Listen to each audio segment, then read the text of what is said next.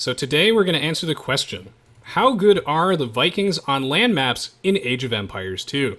For those of you just tuning in, we're about to spectate a 2v2 higher rated viewer game as part of my weekly Twitch TV live streams. If you want to get in on this, you can find my live stream schedule by going to my Twitch page and scrolling underneath the video player there.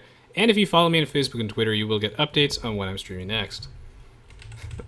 This is going to be an entertaining game. This is Aoe2. Going to be playing as the Vikings today. Show us how good the Vikings are on land. Show us purple. Aztecs, Turks, Vikings, Indians. Nice.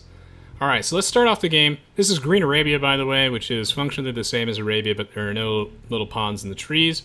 Start off the game with a little bit of a lag spike. Classic HD fashion. Grass, oh no. And let's begin by briefly introducing the players. We've got Pete playing as the Red Aztecs, teaming up with Ornlu playing as the Teal Indians. Ornlu said in the chat earlier that he was coming for Pete, but it looks like they're actually going to be on the same team this game. I was hoping for Team Pete. But this will work. Pete must face his mortal enemy, Street Pete, who will be playing as the Blue Turks, and Viking Lover 9999 fan, aka Aoe2, playing as the Purple Vikings. Apparently his Pussywood mod is not working, so his trees are normal size. Of course, most players play with the small trees mod, Pussywood, so it makes it easier to position your villagers around the tree line and see any units that may be blocked by the trees. The good Dr. Reed says, would you rather fight one horse-sized duck or 100 duck-sized horses? I think 100 duck-sized horses, but it would still be a difficult fight nonetheless. So, today, like I said, the topic is going to be, how good are the Vikings on land maps? Because I think that we all know, at least in AOC, the classic Conquerors 1.0C balance, that the Vikings are by far one of the strongest civilizations on water. They are so ridiculously dominant due to their team bonus, reducing the cost of docks, their discounted warships is absolutely insane, and really the Vikings just snowball water maps out of control. So that has shifted a little bit in the DLCs on Steam, Age of Empires 2 HD Edition, mostly because of the addition of the Fire Galley unit and the Feudal Age on water maps that the Vikings actually don't have, has proven to be quite a large nerf to them. Their overwhelmingly dominant Galley Rush now has a viable Feudal Age counter. In addition to that, of course, the Vikings did just get some nerfs to their discounts, so that was also relevant. Overall, though, we feel like balance is always a work in progress, and the Vikings need more buffs on water, we'd be happy to give them. We have seen, though, some pretty awesome competitive Vikings water games. You can actually find those on my YouTube channel, links in the description below. Just looks for the expert games of Rise of the Rajas. We've already had some sick Vikings games. And again, if you're new to Age of Empires 2 and you want to get in on the action and play online, or just be a better player, I recommend watching my Night Rush tutorial, also in the description. Vikings are actually pretty good on the water, still, in the expansions, if you can survive the Feudal Age, mostly because of their longboat unit is fantastic. It no longer requires a castle in the expansions, and it did get a 10 wood and 10 gold cost reduction, I believe, so it's just a very powerful unit overall. So the Vikings are a little weak in the Feudal Age on the water, but then they can swing back the momentum in the Castle Age as long as they leverage their strengths. Wow, Street Pete, the Rhino Tamer. No aggro reset, that's incredible.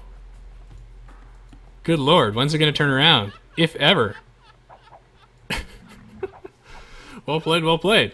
Oh, so now it's turning around. Okay, so anyway, but this is obviously not a water map. We're not going to be seeing longboats here unless someone has some pretty sick map hacks, but rather it's going to be a land game.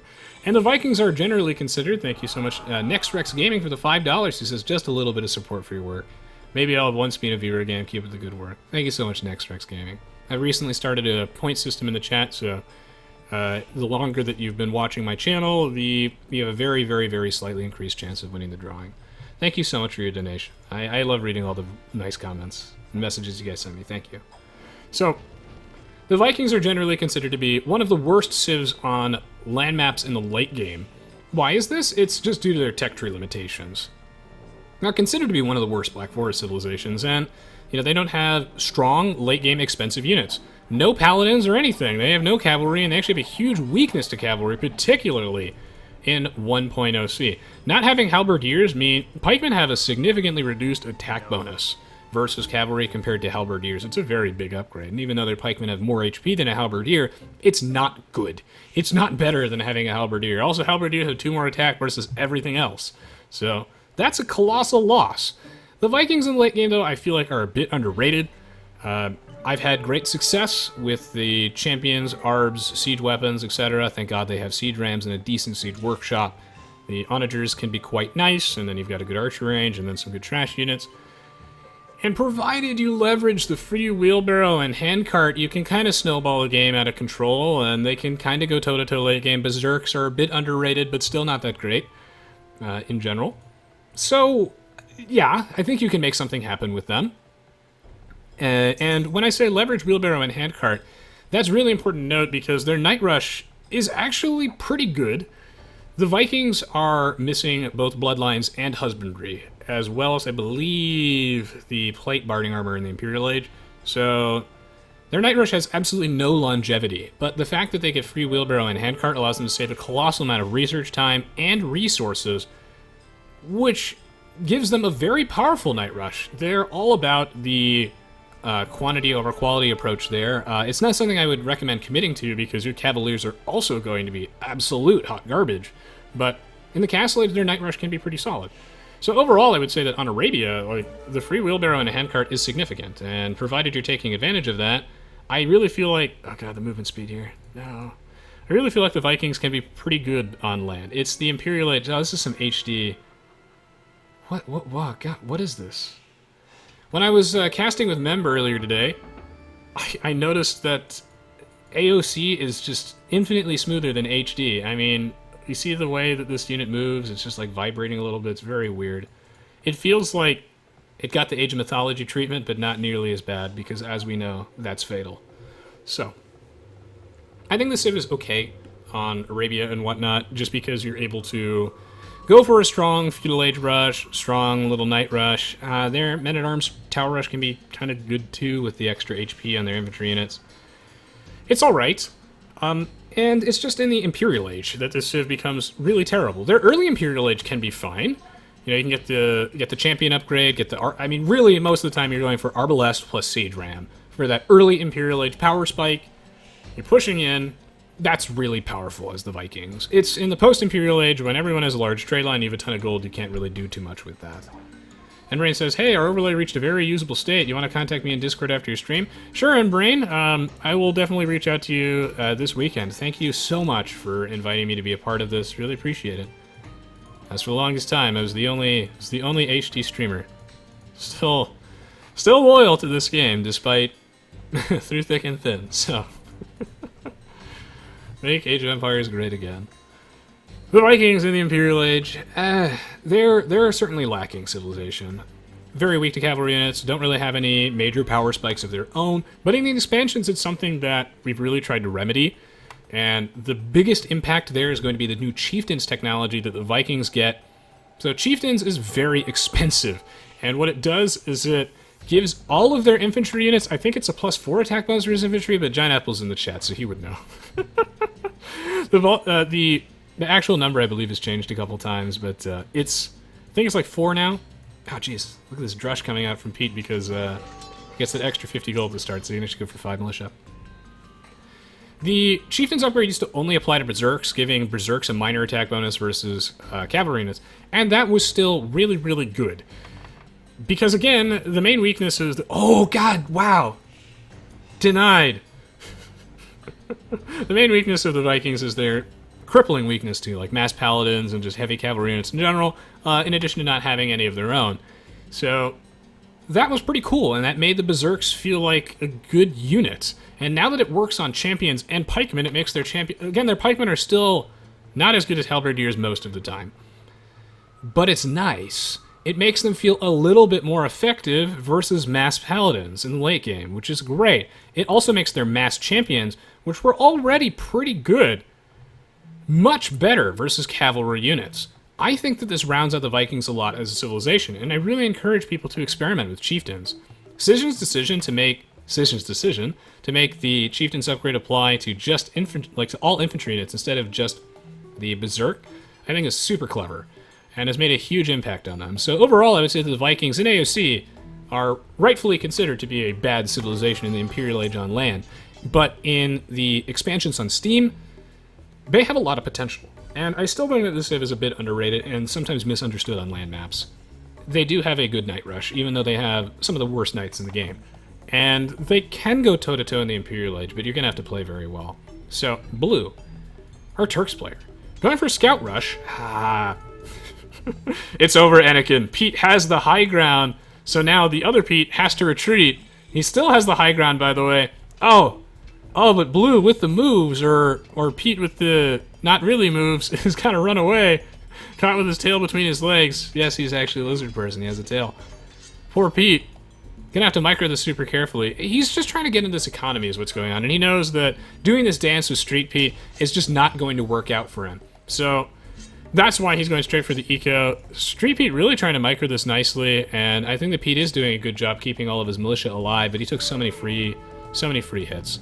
Notice how Street Pete cutting these militia around. So this means that Pete is going to have a significantly delayed Feudal Age timing, but it should be fine for him. What really the whole point of this, and the reason why Pete goes for this, is to keep Street Pete bottled in his own base. I'm just going to call them Blue and Red. Keep Blue bottled in his own base, that way Blue can't really apply too much pressure. Meanwhile, Red establishing a little bit of a makeshift wall off at the back of this, sorting out his economy, transitioning into archers now, presumably.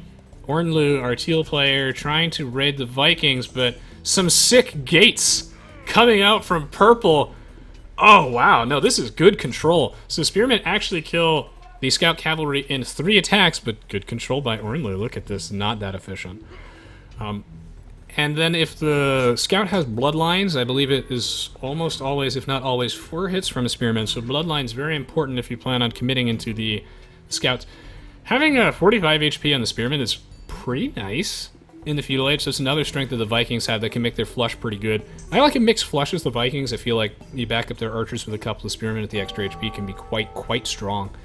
But really, the Vikings are a pretty versatile feudal civilization. A lack of bloodlines doesn't mean you can't go for scouts. It just means that committing to knights in the long run, committing to scouts, becomes significantly worse. So, Teal really wants to get in there. He's the Indians, very strong early game economy. And meanwhile, on the other side of the map, Blue, his teammate, also going for Scout Rush, but can't get into Pete's base.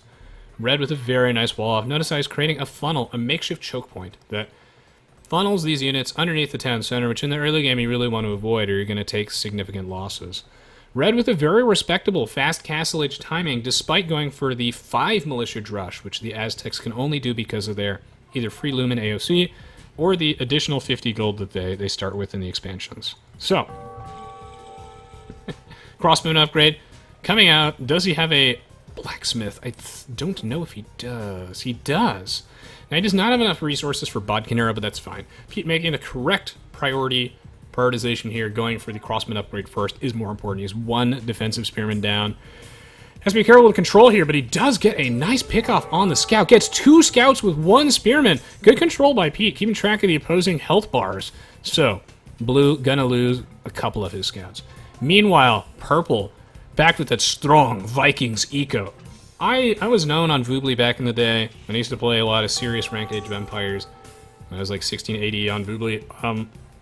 I played a ton of Vikings on land maps. The Vikings were my most played civilization just due to me randoming them all the time. And I'd like to think I got pretty good at them. I think that the Vikings are underrated on land maps. I've won plenty of high-rated Black Forest games and a nice little moonwalk there. But still, they, in the Imperial Age, were pretty lacking. I don't know where they stand with Chieftains, but it wasn't unwinnable without it, and with Chieftains, maybe you can do something cute. One thing is for certain. While we don't know exactly how strong Chieftains make the Vikings in the late game, it's going to take a lot of experimentation and gameplay to know. We can say that it makes them seriously really fun.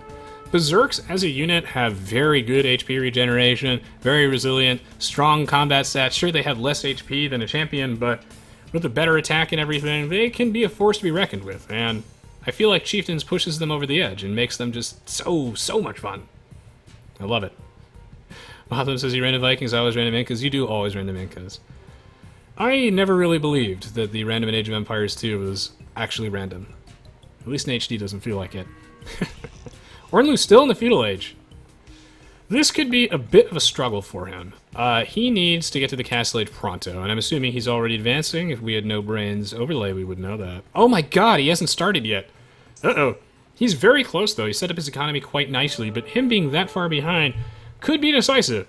But still, meanwhile, on the opposing side of the map, we've got the Turks, still also in the Feudal Age, the Blue Turks player, because again, both of these guys committed pretty heavily to scouts. But it looks like Blue will be able to get to the Castle Age first. The Turks have a bad early game, but faster gold mining can give them a decent Night Rush and a decent Crossbowman or Archer Rush. I have to do some testing, but I imagine it allows you to save a gold miner here or there, which can be a decent boost, but it looks like he's going for a town center. I like this. Very well positioned, protecting the main gold mine and this wood line. And a siege workshop at the back. My question is this like too far back? Ooh, double town centers. This is also a good placement here for the ostriches. So he's going for knights plus mangonel. Good eco balance here from Blue, if I'm being honest. It's actually very difficult to go for the double town center opening. I mean, I know his castle time is a little slow, but still, it does take some practice to get this balance down. And he had this game plan in mind. So he knows that Red's going for crossbows as the natural progression here, and I like to see the mangonel as a choice. I think this will catch Red off guard. Just be careful with ungarrisoning his knights. Does he have the chain barding armor? He does, and bloodlines. Excellent, excellent upgrades from Blue. Red's gonna have to watch out for this mangonel. I think that this might catch him by surprise. So, meanwhile, on the other side of the map, it's so Teal is on his way to the castle age. We know he's already started advancing. He's looking for an opportunity to get in here, but yes, here comes the defensive castle. This will force the game to go to the Imperial age, by the way. It's a great way to stall the game out. Unless, like, your opponent really wants to commit to that Castle Age fight with... Oh, wow, he's waiting for the Palisade to go down. I wonder if he should have gone in. But Ornlu pings that. He says, Mang. And then Red says, man, and backs out. Whew. Narrowly avoiding that one. But, oh, man! Wow, nice! Nice, nice, nice. Blue still manages to pick off 2 crossbowmen just at the edge as they regroup with that formation to try and escape. So, Pete gonna get denied a bit here. Ornlu backing him up with 2 scouts. Pretty solid to see this in action, but he is going to get repelled here. Meanwhile, Blue with the free light cavalry. I would really like to know if this has any realistic application, the free light cavalry. I mean, it's obviously very good if you commit to scouts and you have any left over, which does happen quite frequently as the Turks, so I think it encourages players certainly to conserve their scouts, but I don't think this makes like a light cavalry rush any better. What it does do, though, is it's pretty helpful on Arena, I would say, and it encourages you to conserve your scouts. So, we know that Blue has the appropriate upgrades for maximum survivability against ranged attacks. This is great for surviving town center shots while raiding or just versus crossbows, but Pete with some good micro is on the hill. Focus firing down the knights. You have to micro your crossbows here. Did waste a little bit of DPS on that, what is that, like a monitor lizard or something like that? What is that? Komodo dragon. Be a big monitor lizard, but then again, those do get pretty big. So you have to focus fire down the knights, otherwise your guys are going to spread out that damage, and remember that DPS doesn't care what health you have. You're still dealing the same amount of damage, so it's important to actually pick off the units one by one. How you control your units, though, will change depending on the situation and what units your opponent's making, so I can't help but realize that this guy fucks purple with the Berserks. Played normally early on. Now, why ever go for this is the question. So it's important to note that there are meaningful drawbacks to this strategy, and you're not going to see it that commonly in competitive play outside of some fringe situations. I have seen Castle Age Berserks as Vikings. I wasn't hallucinating. I've really seen it. It's 1 game. It's just really not great all the time. Why is this not great all the time? Well, mostly because you had to build a castle first. So even though Berserks create really quickly and they have acceptable combat stats, it's a very slow strategy. Like, this is really only going to work out if you're getting a lot of value out of the castle, you know, disincentivizing your opponent from pressuring you too hard in the castle age, allowing you to boom off the back of this with free handcart and wheelbarrow is pretty strong. And also, if your opponent is significantly far behind you from a technology standpoint, Teal was in the Feudal Age for a really long time, the slowest player to the Castle Age, so this gives us a little bit of an opportunity to go for Berserks here. It's also worth noting that this is not that bad when you're playing versus the Indians and you know that he doesn't have an archer range yet, and so he can only make camels, and camels are a lot worse versus Berserks than knights are. So Honestly, it's kind of sick. And we also see Teal has some camels on the right, so this is why Purple can get away with that. And off the Viking economy, it has its merits. Versus the Indians, I can see the justification. But I can also see the town center. I can see the mangonel shots. Blue with an excellent defense versus red. Red perhaps overstaying as well from him. Waiting for that backup from Teal. Teal wants to go for the mangonel, and God, I hate playing against Indians camels so much. Yeah, if you're going for knights, it's so frustrating. But this unit has its weaknesses, of course. Significantly weaker versus mangonels. Significantly weaker versus crossmen and everything. It's okay because the Indians have an insanely strong economy, but yeah, mass range units can deal with this quite nicely. Sure, it has the extra armor, but having 0 base armor means that you can get some efficient trades off on these. Nothing quite like defensive Berserks here. Never thought I'd see this in Age of Empires 2 history, but we got the Berserks being chased by what appears to be a tiger and a Komodo dragon as he tries to defend his Turks teammate, Viking and Turks on Arabia. Why does the animation look so messed up?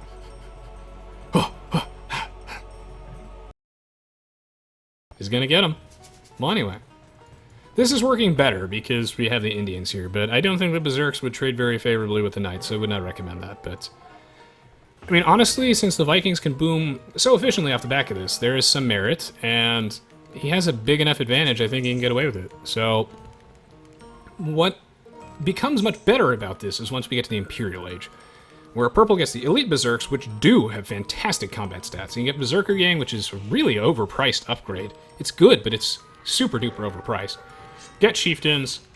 Elite Berserks, I love, love, love, love that unit. It's got great stats. And, well, Red's gonna have to be careful. I think that this is gonna snowball the game out of control, to be honest. Like, another bad engagement. Red not aware of where Blue's army was positioned, and it sucks. But camping this hill is a good idea because you know that his units will rally over here. So Red's gonna have to just play in the defensive and just build additional town centers, which he is doing. Like, he's got 3 town centers, go really hard on the economy side of things, try and salvage this game, maybe transition to pikes, which it looks like he's probably gonna do. So play defensively, try and even out the eco. I mean, that's what Ornlu needs to do too. Getting raided by Berserks, that's my man. I need to look up this unit stats in more details. It's honestly pretty fast. And also this unit looks pretty cool. Where's Harold Hadrada? Normally, if he was in chat, this would be great for him. And hey man, with the reduced price of tracking and squires, maybe. In this situation, a little more than maybe. I'm also mixing a couple pikemen. This can be a little bit expensive from an upgrade standpoint, but if you saw my video talking about pikemen, you would know that. The economy, and if there's a civ that can leverage the pikeman upgrade, it's probably the Vikings, because the Vikings have a very strong eco. 63 HP too is just pretty darn good. But we see here, though, that this is not that efficient of a trade. I mean, part of it is that Purple's wasting a little bit of damage on these buildings. Pete, first player to the Imperial Age. Oh my god. Phew. This game might not be over. If he can do something with this, he doesn't need to wait for a Halberdier upgrade because he is the Aztecs. They don't get Halberdier. Purple petering out a little bit with the pressure, but probably just needs to mass his guys up more. Another castle coming down. He just needs to get the Imperial Age, and yes, he's advancing. Elite Berserks are real terror. Very, very much real terror. This is a good town center placement. It's very far forward, though. Protecting 2 gold mines. Has a little bit of that cliff advantage. So I believe that he'll still do extra damage with this town center to units below it, but I don't think that he takes less damage on the town center. But again, John Apple would know. Oh, but he's asleep. Raiding with pikes in 2017, yes. Offensive pikemen, offensive berserkers. It's sometimes okay. That's the slogan. So, oh wow. Teal was missing a rhino and his secondary stone mine. This is an awful map generation. Youch, youch, youch. Poor Teal. No wonder he was a little bit behind early on. Missing a rhino is 400 food. It's a big loss. University coming down from Ornlu, presumably for just the Imperial Age requirement, but you know, maybe he's looking for ballistics.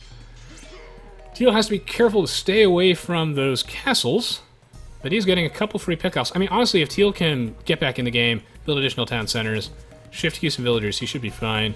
But we have to watch for the Imperial Age here from Purple. I think Purple's going to show us just how good the Vikings are on land today. I'm excited. Oh, actually, you know what? Maybe this is for Eagles. Yeah, I scratched that. That's my mistake. So I was thinking pikemen because I didn't see him go to the Imperial Age, but with the faster Imperial Age, it's actually obviously Elite Eagle Warriors. You can't. Elite Eagle Warriors are one of the best early Imperial Age power spike units in the game. We often see that with the Aztecs in particular, because they've got a really strong economy for this. And this unit is really difficult to counter until you have things like champions or paladins out in the field, which take quite a while to get there, and the Aztecs, Mayans, etc. have the economy to get to the Imperial Age faster. Get in here, do some raiding with that 4 Pierce Armor, and this is a pretty big power spike. Knights are okay versus this, but Eagle Warriors do have an attack bonus versus cavalry. It's just pretty tiny. So Pete has to ask himself, is he overstaying his welcome? Does he have enough units to really do this? I don't know, because he's fighting underneath the town center. Fletching is very important to defend against this, giving your town center just a bit more attack, but no, Pete has enough defensive upgrades. Fletching doesn't matter here. So, Street Pete wants to get down his castle, the Blue Turks player, but God, he's going to get denied. This is so bad for him. Honestly, Red might be able to turn this game around for his team. This is not over. We might be in the midst of a little bit of a comeback here. Nice. Nice. Have the rocks, as Berserks are generally more viable than basic militia line, plus the regen can have godlike trading efficiency. Agreed. The trading efficiency is astronomical. Cannot be overstated. Now, champions have more HP, which will be good in some situations, and this is something I'd like to play around with more. I regret that I haven't played enough of the Vikings in the expansions, because things have changed. The civilization went from, sometimes it's okay, to sometimes they're pretty good. I imagine that the extra HP on the champions is better in situations where your Berserks are just dying before they get into melee range, but Berserks are generally a more powerful unit. This would be like against mass ranged units, for example, but then you probably don't want to be making infantry period, you probably want to be making skirms, onagers, etc. Also, champions, if you don't already have the castles, it's much faster to mass up an army of champions. It's an earlier power spike, so that's always nice. And just sometimes you don't have the luxury of going for Berserks, but the Berserks, this is very good. They're much better in melee combat, that's for sure. And the regen is deceptively strong. So, Purple defending his Turks flank, who's in the Imperial Age, by the way, which is when the Turks really shine, with some Berserks and some pikes. But of course, what Blue wants to do is he wants to leverage that free chemistry. He wants to mass up some hand cannoneers, some janissaries, but he can't build his castle. Well, now Purple here to save the day. The Vikings always here to save the day. Get that castle up. Maybe Blue can push back versus Red. Red running a little bit out of momentum. And this is because, again, the Elite Eagle Warriors become easier and easier to deal with over time. It's still something that you need to situationally mix in your army, but they get murdered by those Elite Berserks. So Red favoring the raiding approach with 4+4 Pierce Armor, great movement speed, is pretty solid for this. Another reason why the Elite Eagle Warriors, or as Zach would call them, the Elite Illegal Warriors, are so good in the early Imperial Ages, because it's very easy to sustain production of them. From an eco standpoint, 20 food and 50 gold is really easy to do. Going heavy on the gold is very sustainable early on, but in the later stages of the game, you want to be very careful with that. So it's another reason why players transition away from it. And 20 food, it's a lot harder to mass up those farms and get that really efficient, so pretty easy to set that one up. Yes. And their upgrades are not that expensive.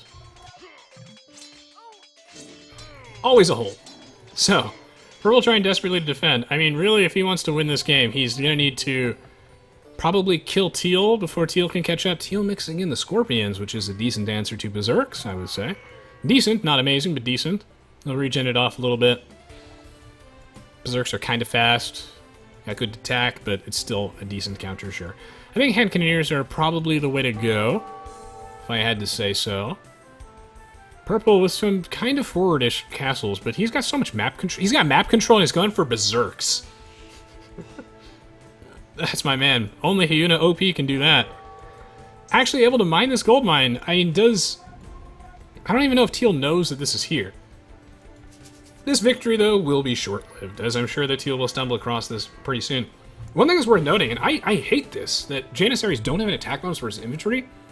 I mean, sure, they have really superior combat stats, but versus infantry as the Turks, you actually want to make hand cannoneers most of the time. Elite Janissaries have their other perks. They're tankier, they have much better combat stats, they're better versus everything else, but the fact that the hand cannoneers are much easier to mass up from archer ranges, and that they have a 10 attack bonus versus infantry, is big. I don't know why Janissaries don't have attack bonus versus infantry, but I guess they're a good enough unit that we've seen used before. We've seen, of course, Doubt use it. Ah, there we go. Very nice. All these villagers gonna get cleaned up. If you want to see some Turks action, we got Break the Meta.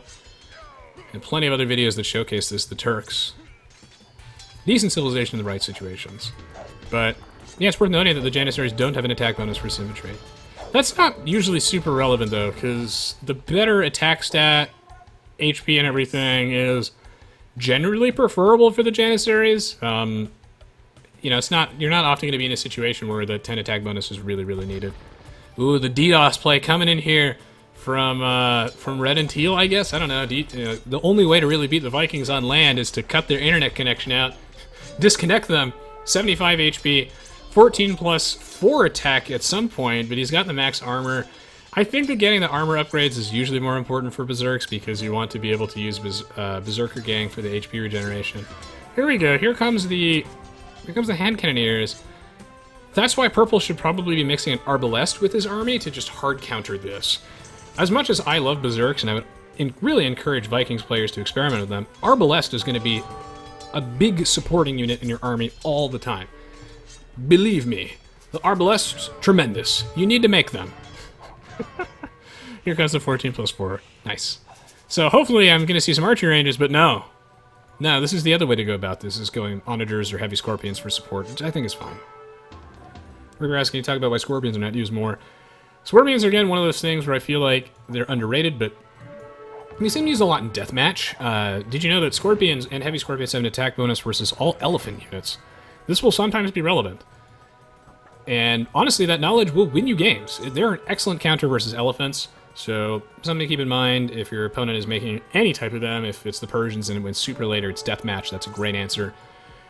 Yes. Scorpions, it's like most of the time a Mangonel does it better, or you have better options as a civilization, but you know, in this case, Scorpions are good because Teal wanted to wait for chemistry, but he needed an answer to these low pierce armor units, so he didn't have hand cannoneers, so Scorpions are fine. Scorpions are really low mobility, so they're like a defensive thing, or like a slow late game push, but they're very easily countered by Onager, Bombard Cannons, particularly those two things. They kind of struggle versus Paladins. They're really good at a choke point, so Black Forest can be quite solid. In a tight corridor and arena, they can be very good. In situations where your opponents do not have counters to them, they're very strong. But like the moment they start mixing in some Onagers and Bombardkins, it's time to consider your other options. So, you know, it's also the map selection. Arabia being a very open map means that Scorpions are disincentivized a little bit, but I think the unit is underrated. And some civs with bonuses for them. Have you seen where Doubt went for the Scorpion Rush is the Celts? 15% faster firing rate. It matters. It's huge. One of my favorite strategies so far in Rise of the Rajahs that is probably not competitive, but is very fun, is the Khmer Scorpion Rush, because the Khmer have no building requirements to advance to the next stage or build other buildings. And this means that you don't need a blacksmith to build your siege workshop. You don't need any Dark Age or Feudal Age buildings. So you can go to the Castle Age, build a siege workshop, and start massing up Scorpions. And I have had acceptable levels of success with it. I don't think it's good at all, mind you, but maybe it's better than I think it is. But it's cute, it's fast, it's fun, but unlike Dominion, it might be here to stay for a while. So maybe there's some potential there, and you know, get the extra +1 range. It's on the cute scale. It's probably a 9, I would say. So it's a thought.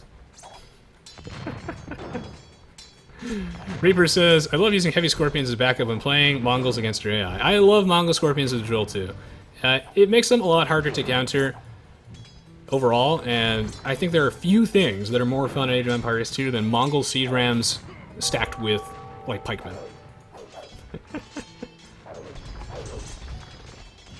Indeed, Peterson. I miss Dominion a little bit. Here comes the push from Teal. This thing is situational. It's a unit that is good in choke points versus massed units with low pierce armor, which Purple coincidentally has massed units with low pierce armor, and he has no counters to this right now. He has no onagers, no bombard cannons. His civ doesn't get bombard cannons, so Scorpions can be honestly pretty difficult for the Vikings to deal with unless they've tapped into onager. Which, of course, Purple has not because he has no gold at all. And I wonder if they'll be able to turn this around. Meanwhile, on the top side of the map, this has been a great game so far and absolutely exhausting. It's very hard for me to keep up the level of content that I do and the enthusiasm. You know, I work 9 to 5 to pay the bills, and then like my allergies just ravage me during the spring and summer. So again, it always makes me smile to read you guys' comments. Thank you so much for showing your support, especially for the content I do for games beyond just Age of Empires 2. You guys are the best. You really have one of the best communities on YouTube and Twitch. And that's, of course, because we acknowledge the cuteness and fun factor of Berserks. A little bit of a stalemate on the bottom side, but blue with a decisive lead. Pushing in, momentum now in his favor, as we see red running a little bit out of steam. And this is because, again, the Eagle Warriors become easier to deal with as time goes on. Now, granted, the Janissaries are only okay versus them because the Eagle Warriors have a high pierce armor and also no attack bonus, but Elite Janissaries got combat stats. 50 HP, 22 attack, 2 melee armor. That's what makes them interesting versus infantry. You know, they're significantly more survivable, so even though they do less damage, they're better versus everything else, and great stats. Exceptional stats. I think they also have like 1 extra range or something like that too, so you usually see hand cannoneers seeing more play as the Turks because they're just much faster to mass up. It takes a while to mass up castles and everything. It's a slow strategy, but Janissaries are a value unit for sure. Very powerful. One of my favorite units to mass as a kid. When you're playing as the Turks, mixing in Hussars with your army is a good idea to conserve gold, and also the Hussar upgrade is free. Well, we'll have to see how this pays off. I feel like Scorpions are underutilized as an answer to Elephants, by the way. That's something that I would like players to try more often.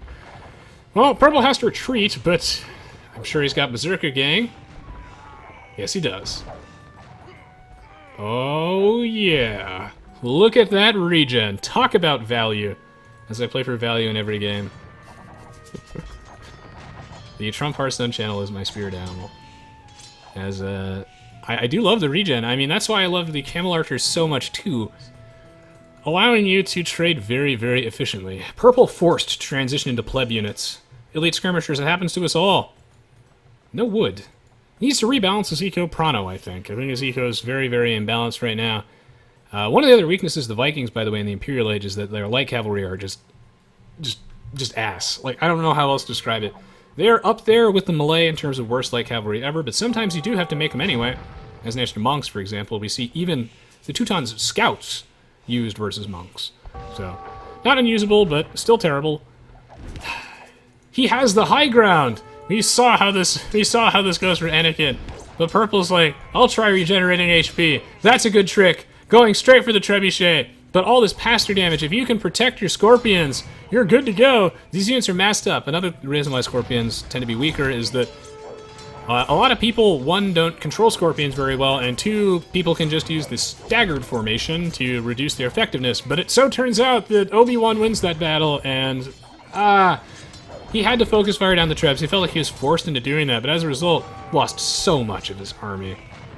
Really, not looking too good, but Onager's in the defense. I think he'll be fine. I'm gonna have to probably do some editing and post to make it look like Purple wins that battle and wins the game, because the Vikings, they're fun. Oh, but on the top side of the map, all eyes on blue. I feel like the Aztecs do struggle versus push like this, and part of the reason is it's very difficult to deal with the... We'll pretend he has artillery, we'll also edit that in later. It's very difficult to deal with artillery bombard cannons, because yes, the Aztecs have siege onagers, but they're just going to get sniped, and sometimes you feel like you're forced into making them to deal with the mass Janissaries. You really honestly are a lot of the time.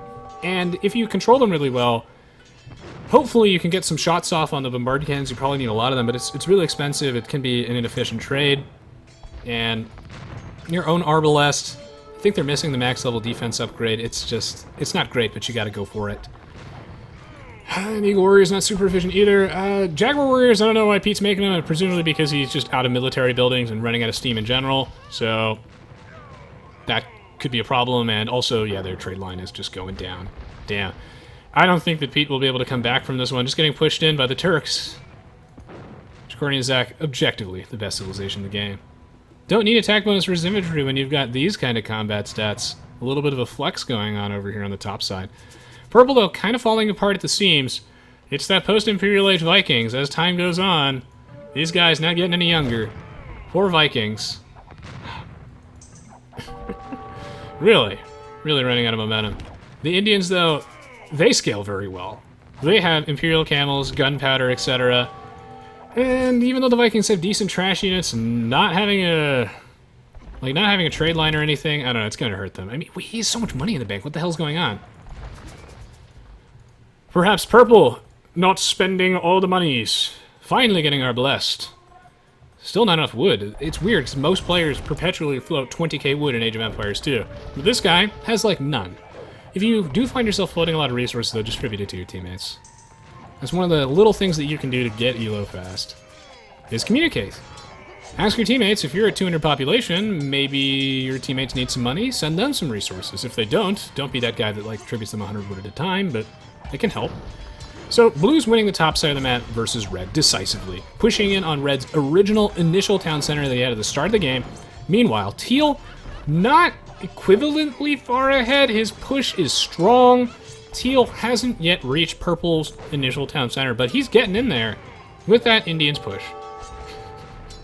Cut the video! Cut the video! The Vikings are losing! No!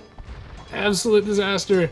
But expected that they would run out of momentum here. The Indians do have the stronger late game. I'm gonna have no voice at the end of this. Gonna need to take, like... Oh, God. Survive a little bit longer. Pete, trying to defend desperately with pikemen. Street P says, I will raid your guy. Ah, but can you do it in time? That is the question. I feel like Purple and Blue will win this game because Blue has so much map control that he can actually start raiding Teal. And then Teal's going to run out of steam, and Purple might be able to hold the line. It's this one Scorpion, though, of course. No siege engineers from any of these guys. It's not a tech that is crucial to get early on, but in the late game, I mean, I think it would speed up this push. Having one extra range is super nice. Having one extra range is essential versus Turks that has shot. I mean, artillery isn't that important here because Pete doesn't have any onagers of his own, but it still helps because there were some arbalest floating in here. It's pretty nice. I think it's worth it to shift around those resources, but probably just another stone for it. But then again, you can shift queue, just shift sell food at the market. I think that's fine. Yes.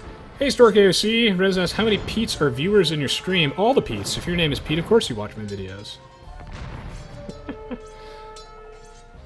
Thank you, Melanie. Appreciate it. Rip trade indeed. Oh, poor Pete. Getting pushed in by the Turks. He has one militia. Not going to be sufficient. Red trying to stall some fortified walls, but again, don't think it's going to be enough. Red has more than one militia. Probably a misclick. Teal has an army that I think is a death ball. It's going to be difficult to beat, but since he went with Trebs instead of... oh, he does have siege engineers. That's my man. That's my boy. Instead of bombard cannons, it's going to slow down his push because he has to constantly redeploy. That's one of the big strengths of bombard cannons. So, going to take him a while. Oh, man. Arbalest finally out for Purple, fully upgraded nonetheless. Nice. And Teal going to have to deploy. So Purple is totally dead, but Red is way more dead, I would say. It's a scientific term. Red says food wood, please. He's going to need a lot more than food and wood if he wants to boom his way back in the game. I don't know. He doesn't have much of a base. He just needs to build as many town centers as possible, mass up some villagers, get some tribute, maybe. I mean, maybe. It depends how strong this death ball is from Teal. His castle getting repaired just needs to stall for time, but I think it won't be enough. Purple trying to snipe some trebuchets, but 4 damage is pretty weak. And these things do actually have 1 armor, so... LB1993, welcome to the stream. Hello, Sam. Because I lost to one of those Pete's yesterday. All those Pete's. Big bullies.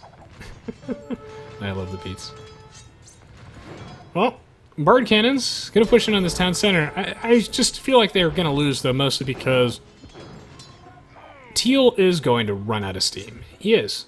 As his economy gets raided, it's going to make it so his initial push is weaker. He has to spend resources replenishing his economy, or maybe he just won't, as a lot of players do neglect replacing lost villagers to raiding.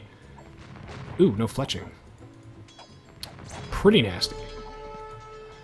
Purple trying hard to hold the line, and as long as he's less dead than Pete, which I guess is our measure of success in this game, then that's enough.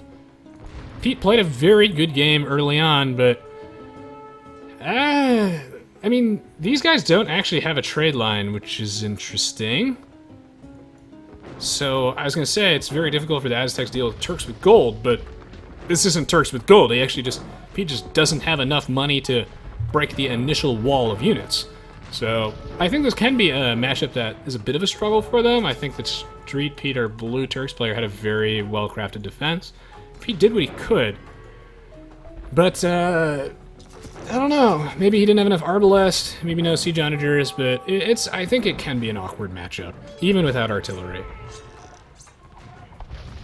Yeah, I think the Indians are a little bit better equipped to dealing with that, so maybe if they swapped, but I don't know.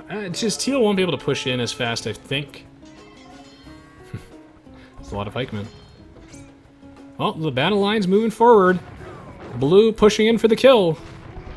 Can he end this game? I mean, no siege engineers for the Turks does slow down their push for sure. Hey, Gallery Jepson. Yeah, no fletching is definitely warrants some what face. Street Pete says, ask res. Of course, that means ask for resources, but it's okay to ask me for resources too. I'm a nice guy. I usually give them to people. So, Teal, running on a base, which means he won't be able to replenish his army. So I expect that Purple will be able to slowly wear down this forest, and they will be able to close out the game. I mean, Pete really doesn't have a good place to run or build a new base. This is not necessarily where I would want my own, but Pete making the... I mean, he doesn't really have a choice, and he's making the correct choice in prioritizing building like a bunch of town centers, shift queuing villagers. You want to get your eco up first before you start making military units once you've lost everything. Ugh. And now, here comes the Janissaries. Don't forget padded archer armor. I mean, this is a dead Teal. I mean, this must be the end of the game, right? Red says he's going to call it. Hopefully they do. Gallery Jepson says, hey, Resident, since you're so nice, can I have 10,000 gold from your bank account? Absolutely. Just let me research banking first, and we're good to go. Indeed, Havel the Rock. The Berserks are pretty good. I can't believe there's... I mean, they got a bit of a trade line now, but it's impressive that... I mean, well played from Blue for trading units very efficiently, so that him not having any trade line didn't really matter. You died for our sins, Purple. Ah, this is how every win in HD is, with significant, crippling lag. GG, well played.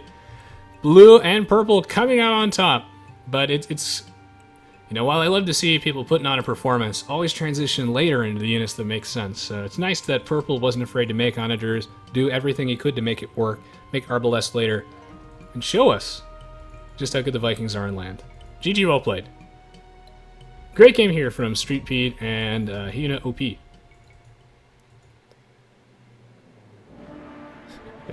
Maybe all of it to do with that, but welcome. On the stream of Chini. See, now that. Turks aren't gold dependent if you don't lose any units. 97 largest army. Yeah, I think that Pete just had some difficulty getting his feet off the ground. With only 41 largest army. Skybox, what is this? This is so ugly. We need to fix this. So, yeah, I think he just had difficulty really getting to the post-Imperial age. Because the Turks, such a strong defense. Good against the Elite Eagle Warriors. 88 buildings lost. Brutal. 46 trade profit from the Vikings. 0 trade profit from the Turks. This man does not care. Impressive. Good economy, though. And again, that's why you want Hussars at the front of your army, too, because units in Age of Empires 2 default to attacking the unit that's closest to them, so the Hussars will soak up a lot of damage, allowing you to conserve gold to keep your Janissaries alive, your Bombard cannons alive, which is where the money is. Yeah. And thank you for playing, Ornlu. So. Texas, these players are really good well player. Yes, they are. They were watching Historic AOC, in general, nameless. Well, thank you so much for watching the stream today, guys. Hope you guys enjoyed watching this. If you did, please do take the time to leave a thumbs up on YouTube and a comment. I really appreciate the support, as always. As well as following me on Facebook and Twitter. I know that some of you might not use it, but I've been trying to use Facebook and Twitter a lot more often, so if you even remotely are considering it, I'd appreciate it, trying to build a presence there. I'm exhausted. I did. Thank you so much, Mem, for hosting. 206 viewers. I gotta go. I'm exhausted. Did some co-casting with Mem today, so I'm like super tired. I did a super long stream during May, which is probably the month where I feel the worst. So I'm gonna go lie down, play some Hearthstone. And now I need to find someone to send all the Mem viewers to. Oh man. If you guys are looking for more Age of Empires 2, though, while I rest up, don't worry. How many videos do I even have? I have 624 videos on YouTube. And while a lot of those are videos for other games, because we do a variety of content here, I must have like 500 Age of Empires 2 videos. Maybe someone will count. Maybe I can search for Aoe2 and find out. So, if you need Age of Empires 2 content, don't worry about it. I've got plenty. No shortage here. Well, YouTube won't tell me how many AoE2 videos I have, but I believe it's like 500. It's a lot. Thank you so much for tuning in. Thank you for the host, Mem. Have a wonderful day, everybody, and I'll see you all next week. Take care. Thank you for watching. I'm also going to run a quick ad.